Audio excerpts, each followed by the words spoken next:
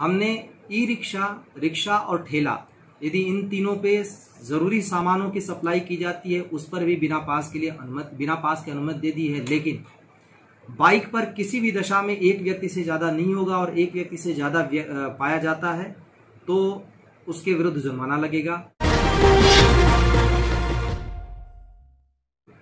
मोहल्लों में अगर घूमकर कोई सामान बेचता है उसके लिए किसी तरीके की अनुमति की जरूरत नहीं होगी। मोहल्लों की छोटी मोटी दुकानें इस शर्त पर खोली गई हैं कि वहां पर किसी तरीके की कोई भीड़ नहीं होगी।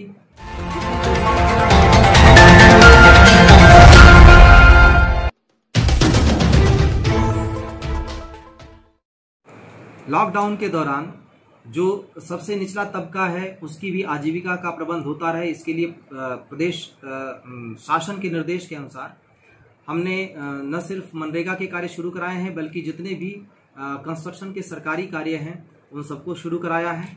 जो कई सारी फैक्ट्रियां भी हमने संचालित की हुई हैं। इसके अलावा हमने ई रिक्शा, रिक्शा और ठेला, यदि इन तीनों पे जरूरी सामानों की सप्लाई की जाती है उस पर भी बिना पास के अनुमति दे दी है। लेकिन बाइक पर किसी भी दशा में एक व्यक्ति से ज्यादा नहीं होगा और एक व्यक्ति से ज्यादा पाया जाता है तो उसके विरुद्ध जुर्माना लगेगा। ई रिक्शा या रिक्शा पर चालक सहित केवल 2 लोग, यानी एक व्यक्ति पीछे और एक व्यक्ति आगे, इसके अलावा कोई भी नहीं होगा। सवारी किसी भी दशा में नहीं ढोई जाएगी। यदि कोई बीमार है तो बीमार को ले जाया जा सकता है, लेकिन कंट्रोल रूम को सूचित करने के पश्चात ही।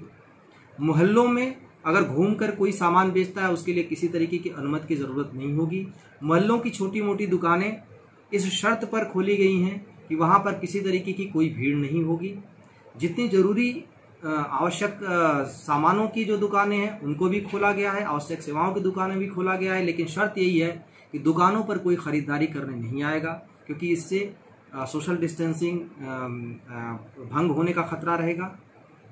मैं जनपद रामपुर के सभी लोगों से अपील करना चाहूँगा कि कुछ मामलों में आप हमारी हेल्प करें। पहली बात की इस बात को जान लें कि सोशल डिस्टेंसिंग मूल मंत्र है। बिना मास्क के, बिना मुंह ढके कोई भी बाहर नहीं जाएगा। किसी तरीके की भ्रांति में ना आवे। दिन के किसी भी समय में किसी को भी बाहर जाकर खरीदारी करने की छूट नहीं है।